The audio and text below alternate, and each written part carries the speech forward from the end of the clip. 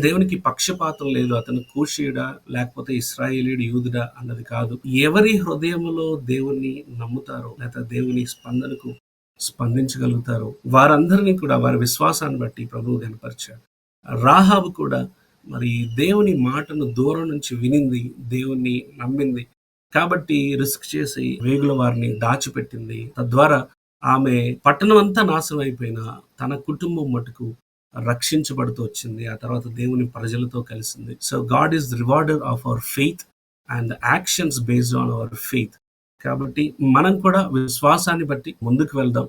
అబీమెలెకు మనకి ధైర్యాన్ని నూరిపోస్తున్నాడు. అవసరమైనప్పుడు కదులుదాం, పని చేద్దాం. ఎవరో వస్తారులే, ఏదో చేస్తారులే అన్నట్టు కాకుండా, నీ ముందుకు ఆ సిట్యుయేషన్ వచ్చినప్పుడు, దేవుడు నీ ముందుకు తీసుకొచ్చిన పనిలో మనం కనుక విశ్వాసంతో అడుగులు వేసినప్పుడు దానికి తప్పక రివార్డ్ అనేది మనం చూస్తా ఉంటాం.